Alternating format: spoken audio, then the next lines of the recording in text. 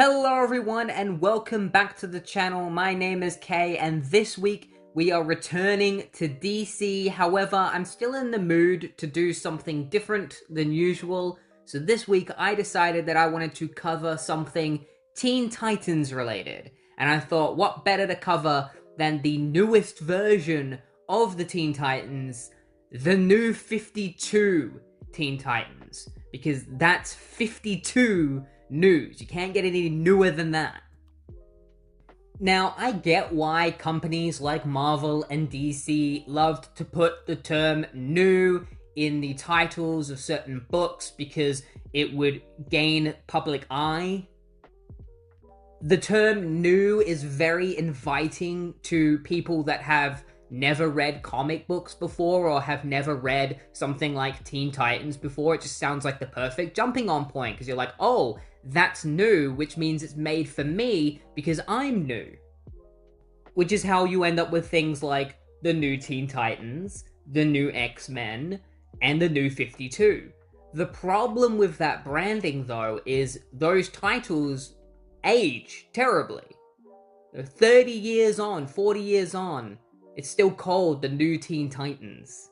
Even though there have been many iterations of the team since. Same with the X-Men. And it's just weird to think that 15 years ago, DC had an initiative called the New 52, and it's still known as that to this very day.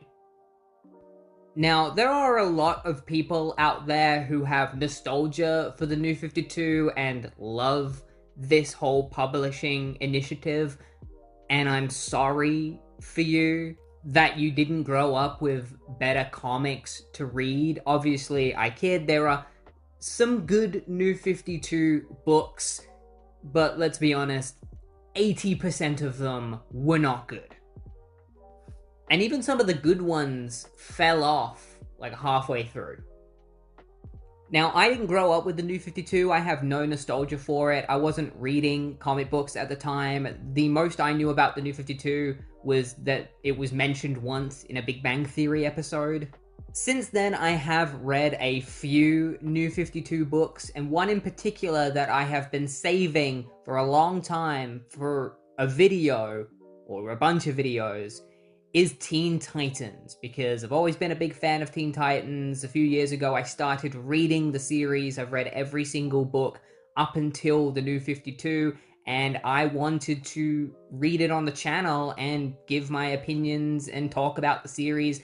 And I know already that this book is quite controversial, but I don't want to jump in and immediately start hating it because of those controversies, because I haven't read the book myself, so I'm going to try and give it the benefit of the doubt and see if I can find anything good about it, like I do with most comic books that I read. I am somewhat familiar with Scott Lobdell's writing because I've read some of the New 52 Superboy series in preparation for something that will be coming up later. I wasn't really a fan of his writing style in that series, so we'll just have to see if any of my issues with his writing in that series crop up in this one as well. I'm not sure. But let's not put things off any longer and get straight into the New 52 Teen Titans, Volume 1, It's Our Right to Fight, written by Scott Lobdell with art by Brett Booth and Norm Rapmund. I've read some comics that have involved Brett Booth's art, specifically the Justice League comics that came right before the New 52, and I'm not really a fan of his art, specifically his faces. His faces are way too small in my opinion. Everybody looks kind of alienish. Maybe it'll grow on me, but let's get straight into issue 1. The story begins in Westchester County where the news is reporting on a mansion fire, and that is when a teenager with red hair comes running in. He steals the microphone off of the reporter and announces himself to the world as Kid Flash, and that he is the new superhero in town. Now, I will say right off the bat, I do like it when new up-and-coming superheroes have homemade costumes, like Kid Flash has right here. It's just made, like, it's put together with goggles. He's just wearing a shirt and pants and hockey pads. So ups to Lobdell and Booth for that decision. Right off the bat, we learn that Kid Flash is childish, abrasive, big-headed, always has some kind of snarky remark, he's slanging some kind of joke or something. He decides to run straight into the mansion, thinking he can handle it himself. He rushes through, bringing all sorts of air and wind with him through the flames. He enters a room where there is a firefighter, and the firefighter is like, "Hey kid, what the hell are you doing? Do you even know what a backdraft is?" And this Kid Flash is like, "Yeah, I know exactly what a backdraft is. It's this. Oh, wait a minute." And then a massive explosion blows up the mansion, sending Kid Flash flying, knocking him unconscious. The firefighters exit from the mansion, and they don't give a shit about Kid Flash. They're like, "Yeah, that kid sucked. He was selfish and annoying. And you know what? He probably just ran away after this happened." And they even report that on the news, that Kid Flash ran away from the scene, even though he has clearly been knocked out right here. We then cut to a penthouse at Lex Towers in New York City, where a young guy is watching the news, seeing what is going on with Kid Flash. He's like, "Huh, thanks Kid Flash. Real helpful that." And we see all sorts of news reports of different metahuman teenagers being taken in by the authorities, because apparently every teenager who is a metahuman is problematic. And there's actually currently a campaign against teenage metahumans. And then it's revealed that this young man worked alongside Batman.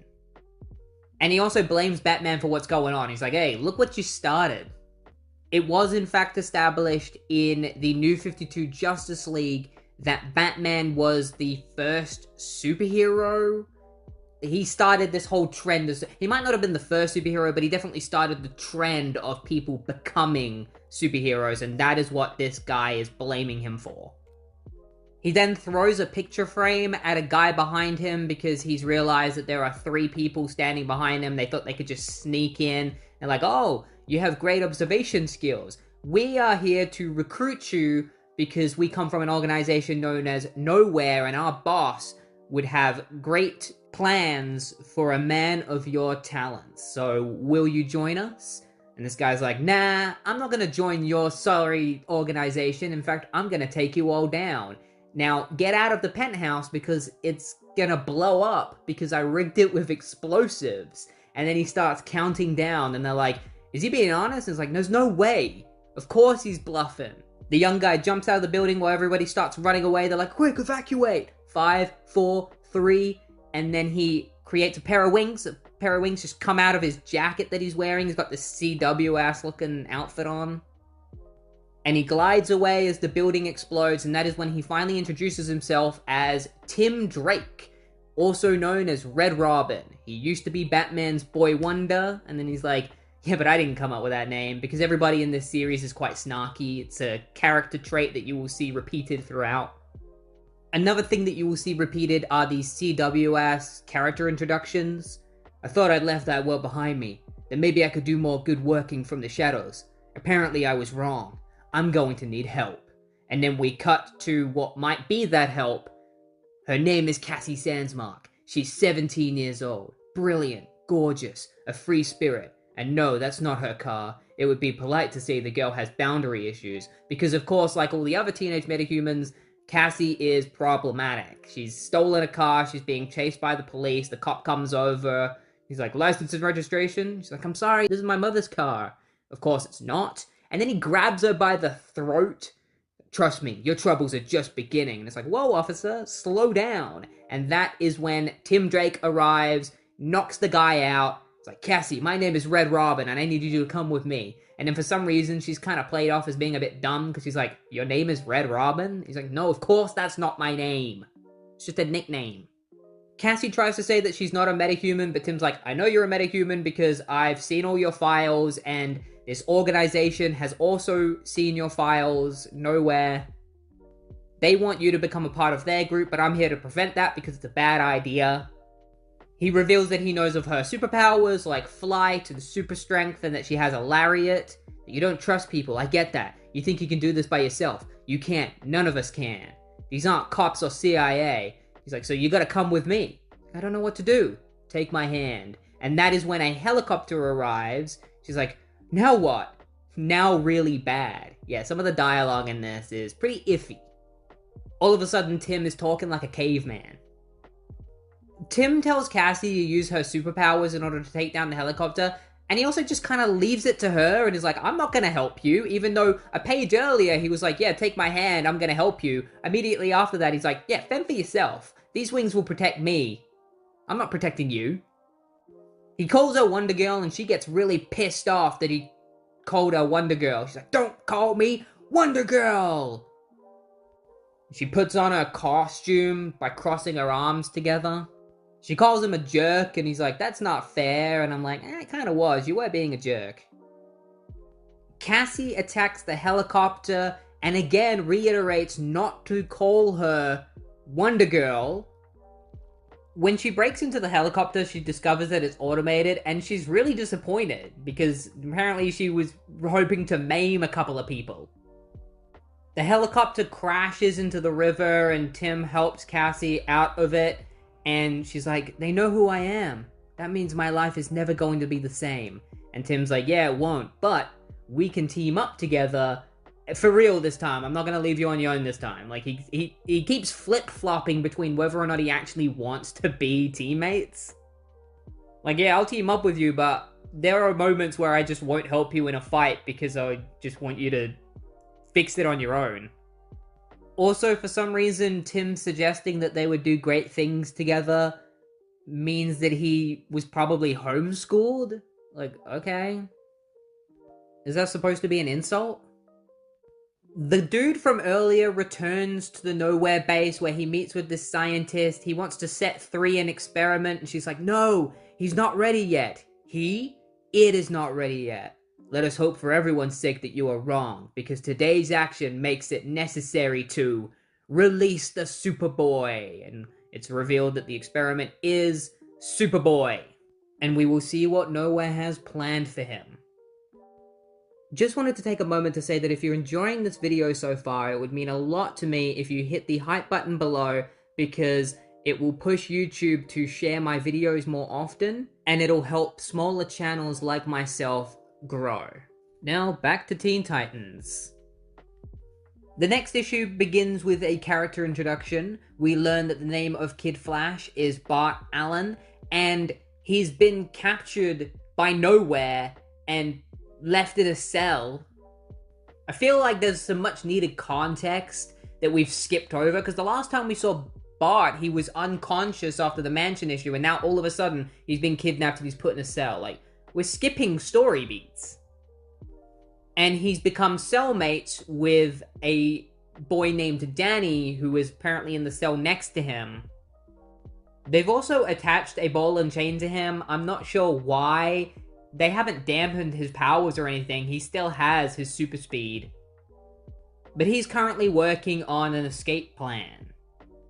Meanwhile, Tim and Cassie are out having a coffee, talking about the Nowhere situation, and also Cassie's origins, which were apparently she found the gauntlets at a Greek temple and stole them. That's as much as we know. And Lobdell has this need to reintroduce their names to us, remind us what their names are. You will learn that this is a habit of his going forward. Tim reveals to Cassie that Nowhere has been grabbing teenagers from throughout the country and taking them away, and that he is afraid that they know a lot about her because he knows a lot about her and there are clues everywhere.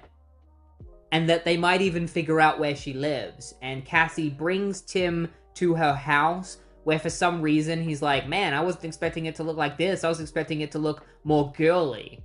I guess he's just that kind of guy. Like, really, what does that even mean? A more girly looking house? Has Tim never interacted with a woman before? Meanwhile, at Nowhere, we are introduced to Superboy, who says that he was tasked with watching Cassie's every move and that he needs to find her and bring her in, dead or alive. And he's like, is it bad that I don't really care about either? He's just doing this because they promised him his freedom if he succeeds. The scientist is afraid that if they let Superboy out, he will use his telekinetic abilities to kill someone. And this dude named Templar is like, I don't care. Cassie's house is full of all sorts of artifacts, and it's implied that she's been stealing all of these for years. She then asks Tim to tell her his real name because it would make creating a relationship between them much easier. And he's like, sorry, I can't, because telling you my real name would just complicate any of my relationships. As she leaves, she turns to him and says, you know what? You're a good guy. And Tim is disappointed by this because I guess he was expecting her, he wanted her to call him a sexy guy or something. And he's like, oh, I missed annoying kid brother by this much. And it's like, bro, at least she didn't call you a nice guy. The next morning, Tim notes that nobody came for Cassie that night, which is good. It means that they don't know where she lives. And then he sees online that there's this woman who owns a store, and she says that she saw some kind of weird creature that skittered away. And he notices that she says she before quickly turning to it. And that piques some interest in him. He's like, yeah, I need to go talk to this woman. So he heads over to the clothes store and starts trying on different shirts, including one with a Green Lantern symbol on it, which is kind of fun. We see in the background, there's a guy wearing a Batgirl costume. Like, good for him, I guess. He's confident in his body to be wearing that costume. Nice to see. He meets with the owner of the store, Claudia, and immediately he's like, I know you were lying about what you saw yesterday. I want to talk to you about it. She's like, all right, meet me out the back then. She's like, how did you know I was lying? It's like, because you're the only person who talked about that and said the word she when everybody else described the creature as an it. And it's explained that this creature that she saw was actually her twin sister, Celine. And that she's been showcasing some weird habits lately. She created a cocoon for herself, and then she emerged as this creature, and she just really cares about her twin sister because she knows that her sister is harmless. And she wants to do whatever she can to help. And Tim's like, well, you haven't told anyone else about, except for me, have you? It's like, well, I did call the people from the government. Like, was that bad? Like, yeah, I'm sure it's fine. Inside, Tim is just like, oh crap, that is not good.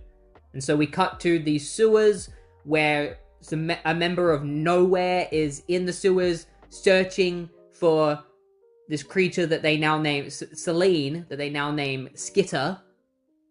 The dialogue in this entire scene is really annoying because he refers to himself in first person but also in plural form, and it makes sense when you see why, but it's still annoying to read. It's bad dialogue. Tim Drake shows up and starts mocking the dude and then starts fighting him and knocks his mask off, and then it's revealed that the reason why he talks in plural form is because he and his brother have the ability to teleport from each other's bodies. So his brother literally comes out of his body. It's weird. So he has to fight off both of them, and then he learns that there is a third brother, and then all of a sudden, the two brothers start screaming, and they teleport away, and he's like, oh crap, something bad must have happened to their third brother. He must have had a bad encounter with Skitter. And we see that Skitter has, I'm pretty sure, killed two of the brothers, but not killed the third one. And Tim's like, well, at least she left that one alive. He tries to talk Celine down, but she spits acid at him and then lunges straight for him. But then Wonder Girl comes in. She's like, back off, Roach, and punches Celine in the face. Tim's too busy thinking with his crotch and how he's gonna fall in love with her. Turns out she's been following him this whole time, and she arrives here just to say, hey, I'm leaving. I'm not joining your group. And he's like, come on. Each time they grab one of us, our numbers are going to get weaker. They're going to get stronger. If you noticed, I'm strong enough. This isn't my problem. And lose my number. And then she just leaves. It's like, okay. Wow, this is a really great start to the Teen Titans. Meanwhile, back at Bart's cell, a couple of K.N.O.W.H.E.R.E agents bring down the force field of his cell. Stupidly, because he just runs out with his super speed. Like, why didn't they put power dampeners or anything in this cell? He runs out with his super speed, and then he has the ball and chain, and he uses that to just knock out these dudes. And then he goes to check on Danny and is like, oh no, where's Danny? I gotta find him. Starts running through the facility. He sees a cell with the name Solstice on it, and he decides to take a quick peek because there's something interesting going on in there. And when he looks in there, he sees a girl screaming in pain with all this dark energy pouring out of her. It's not a pretty sight. Issue 3 continues with Bart Allen trying to save Solstice from capture, and we get a cool 2-page spread of Bart Allen going through all the steps of saving her in super speed, and they've numbered them from 1 through 13. It can make it a little bit confusing to read, but it's a cool idea. Pretty unique, nothing I've really seen done in a DC comic up until this point. He manages to free her from the building and races all the way to Antarctica with her, and that's when she brings up a great point. Can he run on ice in sneakers? And the answer is no. He trips over, falling through the snow, and they head straight for the edge of a cliff, and Bart is like, hey, can you fly? We then cut to the Badlands where a young teen from Mexico is jumping onto a train. He's ready to continue his sightseeing adventure through America, but when he gets on the train, he sees Celine's cocoon, which obviously freaks him out, and then an old guy comes up from behind. He's like, whoa, man, why are you scaring the hell out of me? We then cut to a hospital in Los Angeles where Cassie Sandsmark is pretending to be a nurse. She goes in to visit one of the 3 brothers that we saw in the previous issue, and it's revealed that his 2 brothers didn't actually die, they're just in critical condition and are being airlifted to a hospital, but she's here to get answers from this guy. Even though she said to Tim that she isn't interested in working with him, I guess she just wants to do this on her own. Like, she does care about stopping Nowhere, she just doesn't want to do it as a team. She even says to herself, Cassie Sandsmark, this isn't your fight, so why are you enjoying yourself? Honestly, I'm surprised she even infiltrated the hospital like this instead of just breaking in. We then cut back to Bart and Solstice where it is revealed that Solstice does have flight abilities. She's like, I still have flight abilities. And he's like, still? Did Nowhere do something to you? Were you different than this before? But he's too heavy for her to hold and they end up crashing back into the snow anyway. We are cutting around a lot in this book because we then cut back to the Mexican teen and this old guy on the train together where it's revealed that this teen is named Miguel. The old man is suspicious of him. He's like, why are you sneaking on a train when a nice looking kid like you could easily buy a ticket to get on the train? He's like, maybe I'm just a free spirit, eccentric. Maybe my papi owns this railroad and I want to look firsthand at my inheritance. It's an awful lot of maybes. Maybe I just like maybes.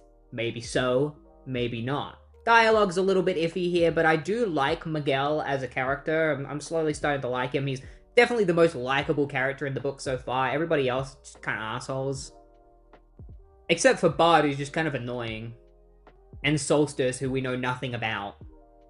The old man fights Miguel, and it's revealed that Miguel has powers similar to a Green Lantern. He can create constructs specifically made out of bricks and nothing else. But he can create them in any shape he wants. And they are made out of energy. It's then revealed that this guy isn't actually an old man, he is Tim Drake. Tim was disguising himself as this old man because he brought Celine onto the train and he wanted to get her across the country safely. And honestly, I'm not really sure why he even wanted to beat up Miguel in the first place. He just has this itching to do so. I guess he assumed Miguel was a bad guy or something, which feels weird for Tim Drake to jump to conclusions like that. He's supposed to be smart. Like, if Miguel wanted to, he could just have Tim get done for assault. Because Tim straight up kicked him in the face. Miguel is extremely happy to meet Tim. He straight up hugs him. It's like almost crushing him. It's great. And then he says that he wants to join his team. And he reveals that he has his own superhero costume and everything. And Tim is obviously put off by this. Like, I don't really want you to join my team, bro. I don't even have a team right now. Suddenly the train stops, and when they take a look outside, everybody outside is being real weird. They're like mind controlled or something. So Tim's like, alright, you stay here, I'll go handle these people. And he goes flying out with his wings, And then Bunker's like, you know what? I'm not just staying here. I'm gonna help you. And then he goes out on his construct, and his construct immediately breaks. And he's like, oh crap, I wish Tim didn't see that. And then the next page, Tim is like, I'm just gonna pretend I didn't see that.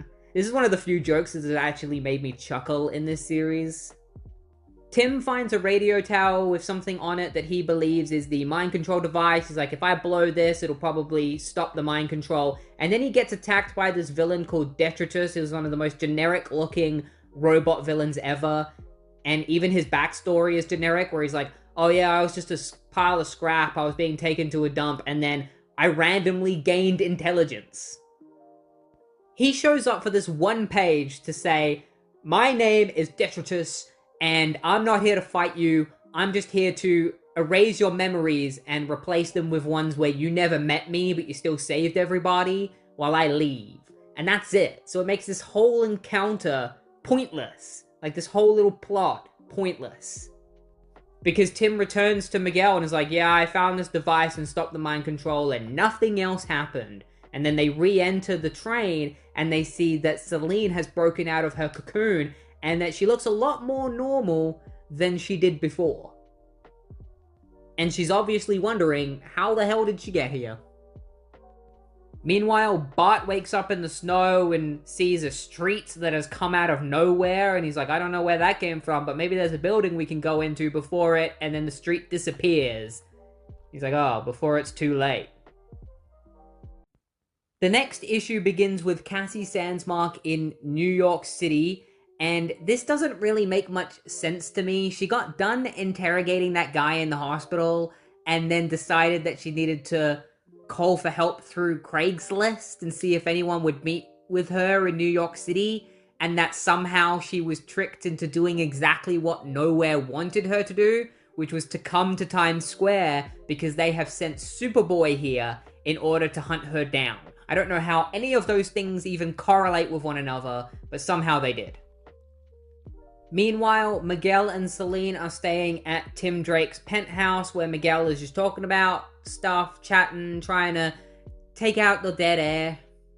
He asks her about where she came from, and this really hits a nerve with her, and she starts shouting at him like, who the hell do you think you are asking me shit like that? You don't even know me. You don't even know the fact that I'm dealing with this alter ego of mine who is this horrible creature. Every time I turn back into my human form, I'm slowly losing a part of me until eventually that other side of me will take over, and I'm scared of that. And she just starts bawling her eyes out. She's like, look, I'm sorry. When I get nervous, I feel the silence of chattering. And then Tim shows up and just ruins everything by just being kind of an ass, where he's like, look, I know we've all got problems, but we have no time to deal with that right now. We gotta worry about K.N.O.W.H.E.R.E because they're tracking us down. They're gonna try and kill us. And both Miguel and Selene are like, how positively inspirational. What's the word I'm looking for? All right, jerk. Like, everybody just kinda is mean to each other.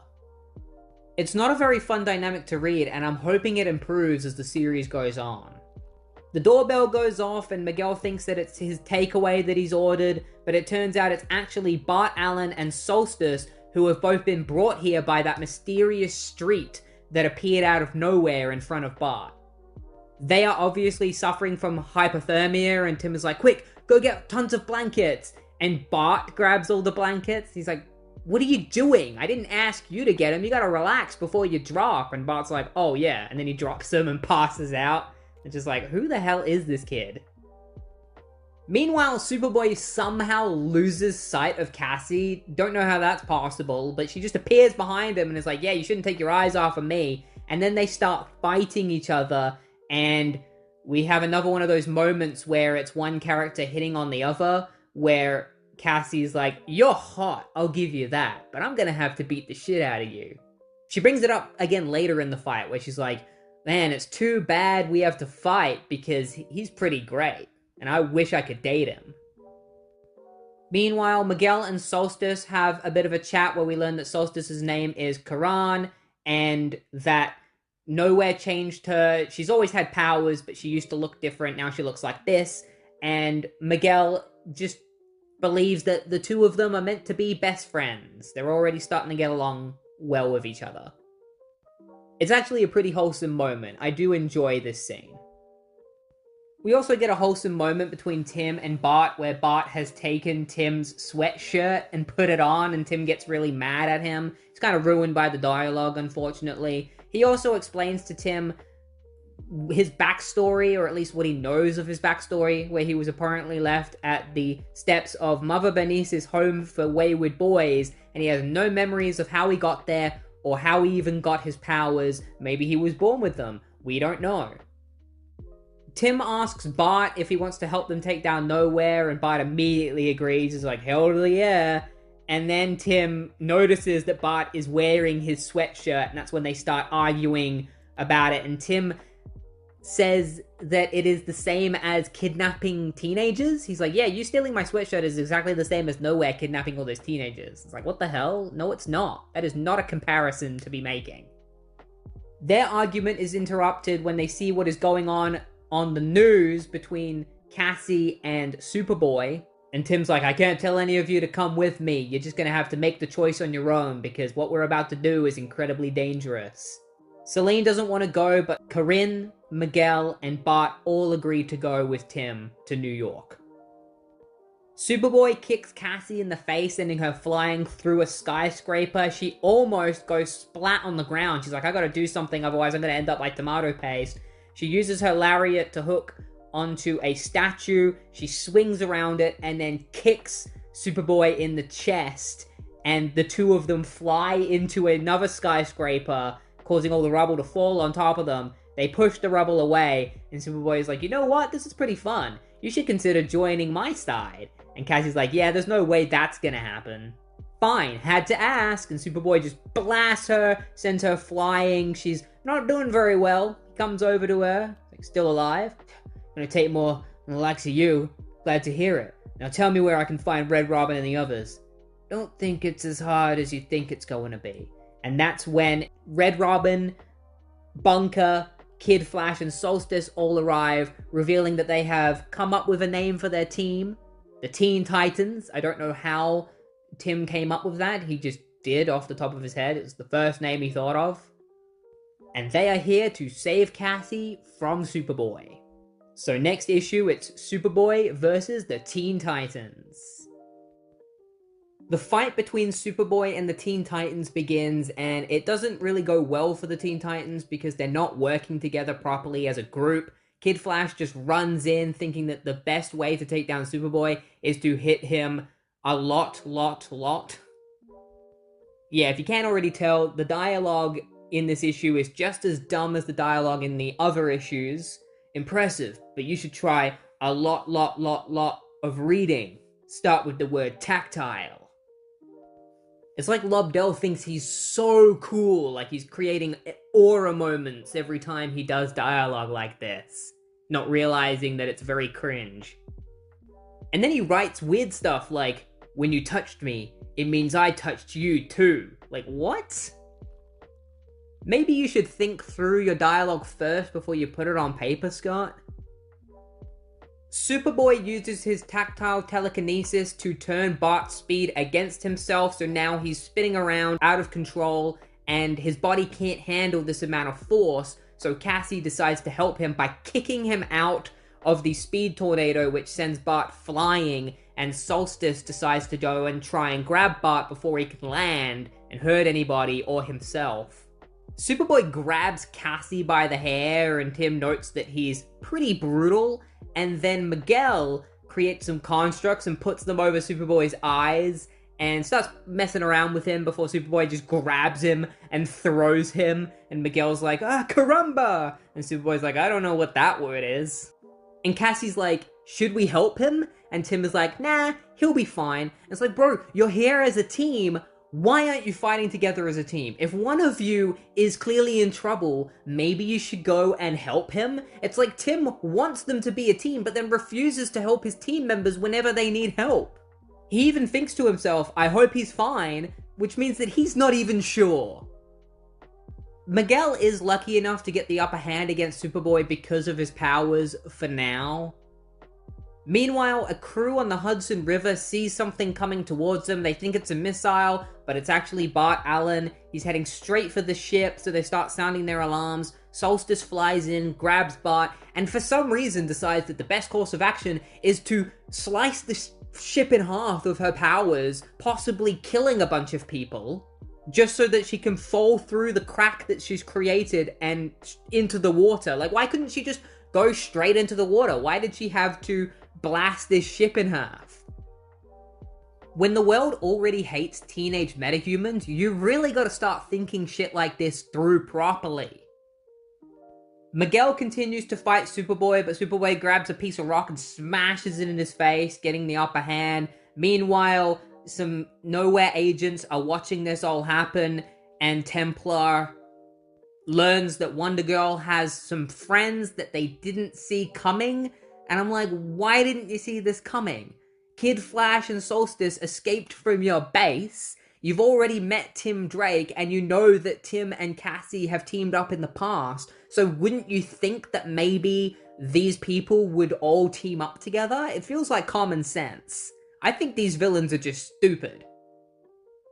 The grammar also causes some of these characters to fall short, because Superboy is trying to mock the others for not being smart enough, but he also says, apparently none of you is smart enough to simply walk away, when it should be, apparently none of you are smart enough to simply walk away. So he ends up just sounding like a hypocrite. Tim fights Superboy covered in plot armor because he uses talking as a way to distract Superboy so he can't use his tactile telekinesis, and that allows Tim to get the upper hand over him, which is kind of ridiculous. We also learn that Tim is okay with killing, I guess, because he says, I don't want to hurt you and I don't want to kill you, but if it comes to that, I'm willing to do so. And I'm just like, you probably don't have to, though. You don't have to kill him. Superboy says that Nowhere isn't even going after Tim because he's a human, not a metahuman. So he could just go away into the night and they would leave him alone. And Tim's like, you and I both know that I can't do that. And then Superboy uses Tim's battlesuit against himself by causing the synaptic relays to fry. Cassie then captures Superboy in her lariat and reveals that she has even more armor now, because apparently one of her powers is to cover herself in even more armor. But Superboy uses this to his advantage and pulls her underground. Cassie's like, you're crazy, you're gonna kill us both. And he's like, not both, no, cover your ears, this is gonna hurt. And then he just blasts her and then pulls her out of the ground unconscious. And then Superboy says that he doesn't enjoy this. He's not enjoying hurting everyone. It's like, man, you're doing a great job at hiding that, because it looked like you were really enjoying it. You were making all sorts of quips and stuff. Like a second ago, you sounded like you were full of enjoyment at the idea of hurting Cassie. And it makes you think, was this fight even necessary to begin with? I don't think so. Why is Superboy even fighting the Teen Titans? The whole reason he's working for Nowhere is so that they can free him from the facility. But right now, he's outside of it. So can't he just turn against them? Like, what would they be able to do? Can he just team up with the Teen Titans and then fight Nowhere? Solstice then arrives and admits to Superboy that after everything Nowhere has done to her, she does want to die. But the reason she doesn't choose that is because Nowhere is planning something called the culling. And if Superboy keeps working for them, he's gonna have a lot of blood on his hands. She doesn't tell him what the culling is, but she says, like, yeah, if you keep working for them, you're gonna feel like shit. Superboy's like, maybe she's telling the truth.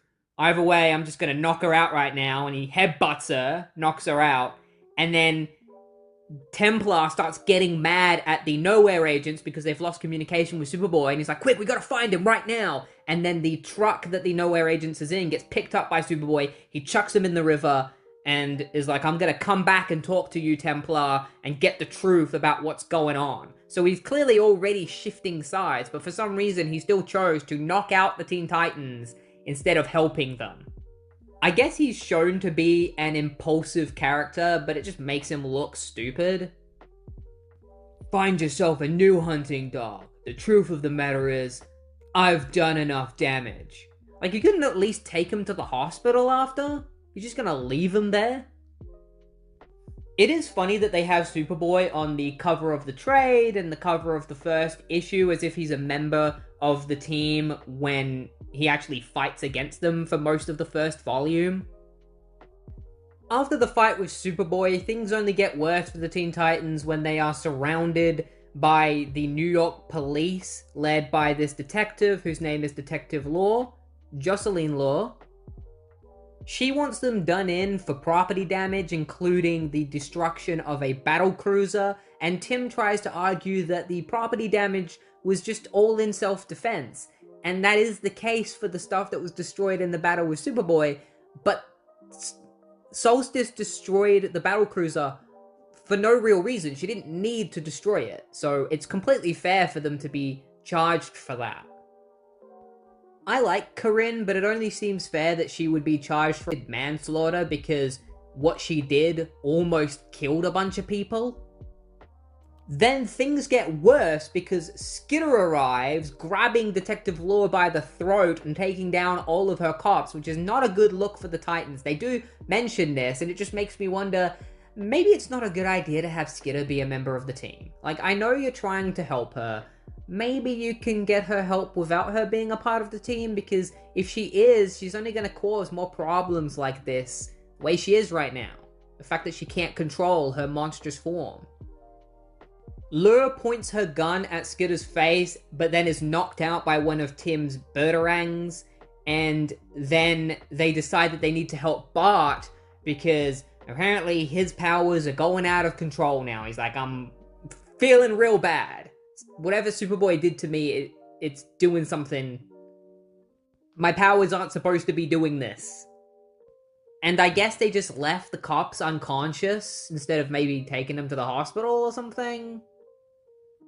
Tim decides to get help for Bart from Virgil Swan, aka Static, because now the Milestone comic stuff is a part of the regular DC universe. And he says he chose Virgil over the Justice League because Virgil was closer, and also he needed somebody really smart, and Virgil is that. They bring in Bart, and Virgil must be smart because he immediately knows exactly what's wrong with him. He's like, yeah, he's in a hyper-accelerated state. Like he's seen this before. It's also revealed that above them, there is just a cellmate. His name is Grimm. He's supposed to be a teenager, even though he doesn't look like one. He is a metahuman, and it seems he can read the minds of the Titans, and he reads Skidder's mind, and she piques his interest. Meanwhile, Jocelyn Lure is in her office looking through a database, and she says that Bart Allen is not Kid Flash's real name. And she's like, why is he here now? This isn't supposed to happen yet. And we also question who she is, because apparently this might be somebody posing as Jocelyn Lure, because it says the office of the woman claiming to be Detective Jocelyn Lure. So there's a bit of a mystery now surrounding the identity of Kid Flash, especially because Bart Allen doesn't even remember who he actually is, where he came from. And he's freaking out about it quite a bit. He's talking to Solstice about it. They're connecting on an emotional level over this. This is one of the few moments where this story actually becomes emotional in a way that is good. I've found some of the attempts at emotion to be pretty cringe-inducing. But so far, Solstice's interactions with the different characters have been the most engaging, which means maybe she's the best character in the series. Cassie and Miguel have a bit of a chat where Cassie says that she's still gonna leave because she can't believe that a team would ever want her because she stole these gauntlets and is not a superhero. She doesn't consider herself to be one. And Miguel tells her that it doesn't matter who she was, right now, she's awesome. And Cassie replies, does that line work on all the girls? Miguel's like, girls? Not exactly. You do realize I'm gay, right? So this is when it's revealed that Bunker Miguel is gay, and it's a weird way for this character to come out just because of Cassie's response, which is, see, I have the worst gaydar in the world. Like, it was very unnecessary for her to say that. She didn't need to say that. Especially because it's not like he was obviously gay. If there's one positive I can say about this series. It's that I think Lobdell has written Miguel in a way that he's not a stereotype of a gay person. Though he does lean towards the stereotype of Mexicans, including him saying caramba all the time. It's become his catchphrase at this point. That conversation gets cut short when Bunker realizes that Skitter has gone missing, which is not good. They're going to have to go check for her. And Virgil decides that he has an idea on how to fix Bart Allen's problem, because right now he's accelerating at such a speed that his body is being torn apart. So he needs something that'll bring him back together and keep him together. And also at this moment, Tim's just kind of a dick because he admits that he did actually call the Justice League first and he couldn't get through to them. And so Virgil was actually plan B. It's like, bro, why did you lie to him earlier? Tim, you're such an asshole. Like, I do not like Tim in this series. He acts a lot like Batman. He even mentions that he's more concerned about saving his teammates, but not letting feelings get in the way. I just need a team to fight with. I don't actually care about any of them. Cassie and Miguel discover that Skitter is under Grimm's control, and Miguel tries to stop Cassie from fighting him because he's just a teenage metahuman. Maybe they can talk to him. Cassie's like, nah, I don't care. I'm just gonna beat the shit out of this guy because, you know, she's like that. She's a bad girl. That's her whole character in this series. She's not a team player. Apparently her lariat is fueled by her anger, and Grimm is able to use her anger against her and therefore use the power of the lariat against her. So she gets sent flying back into Miguel, and then Grimm goes over to them and fills them with this toxin that paralyzes them, and he wants her to watch him strangle her to death and not be able to do anything about it. But Miguel uses his powers to send Grimm flying, knocking him out with his brick construct, because Miguel can use his mind to control his powers as well as his body, and since his body was the only thing that was paralyzed, he was still able to use his powers. Virgil creates a new costume for Bart. According to him, this costume will help keep Bart's powers and body together so that he won't burst apart. Which means he's probably going to have to wear it 24/7, I guess? I don't really know the finer details. I guess we'll see. Bart asks them what they think of his costume, and Solstice answers, sexy is the word that comes to mind, which feels weird. It's kind of out of character, the way that she's been depicted so far. I think Lobdell's inner demons took over there for a sec.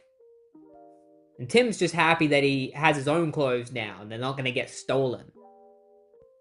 We get to see Bart's new costume. It's kinda whatever. I'm not really a huge fan of it. It's a bit over-designed for my taste, especially compared to a lot of other Kid Flash costumes in the past.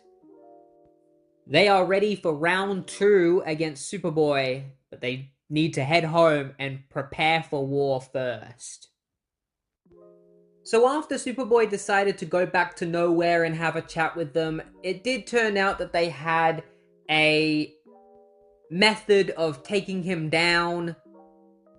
It just happened in the Superboy book and not the Teen Titans book. They hook him up to a machine where they start hitting him with kryptonite energy, I'm pretty sure is what this is supposed to be. He's being taunted by one of the directors of Nowhere, Director Centerhall. He has these psionic abilities, and that is when the lasers that are hitting Superboy start to be redirected, and it's because Kid Flash has come in and he started redirecting all the lasers, and so Centerhall starts using his psionic abilities against Kid Flash. He slams straight into one of Centerhall's psionic walls, and then Bunker and Skitter come jumping in. They're all here to save Superboy, and then we flash back to an hour ago where Bart Allen was training with Tim, and Tim's like, I want to know everything about you, including your powers. And Bart's like, huh, that's tough talk coming from somebody who won't even give us his real name, which is completely fair. How can you expect everyone to tell you everything about themselves when you won't even give them your real identity, Tim? Bart steals a plaque off the Statue of Liberty, which annoys Tim, and then he puts it back. Tim's like, you shouldn't have stolen it in the first place. You're so annoying. And I'm like, yeah, he is. And so are you. Most of you suck. Then a street suddenly appears underneath them, and it is finally revealed that this mysterious street is Danny the Street. I had a feeling it was him, but I wanted to wait until Scott Lobdell revealed it naturally within the story. I wasn't sure if he would or not, but he does. It's kind of half-assed, though, because he explains that apparently Danny the Street has been working for Tim Drake this entire time. He infiltrated K.N.O.W.H.E.R.E, and he was the cellmate that was next to Bart Allen. We just kind of dropped that whole plot line for like 6 issues and then finally brought it back up again. Danny gives them clues that Superboy is in trouble, so they gotta go and save him. Or at least Tim wants to. Everyone else, they're kind of like, nah, we don't want to save Superboy because he tried to kill us. Which is understandable. I can fully understand them. And Tim's like, but we gotta take down K.N.O.W.H.E.R.E. And Superboy is a part of that. So we gotta save him if we're saving all of these other teenagers. Otherwise, we're no better than they are. And he leaves. And everybody starts to get second thoughts. And Cassie runs after Tim. She's like, wait, I'm coming after you. And then that's when we flash back to where we are now, where they are saving Superboy at the base. And while this is happening, Bart's mind starts messing with him. He's like, my head feels weird. What's going on? And we see glimpses of another life that Bart has lived, where the soldiers are beating up people, and they are telling Bart to help them beat them up. So it's kind of like, oh, what's going on with Bart? And he's like, my head, what am I looking at? What am I seeing? It's like some other life or something. Is my suit doing this to me?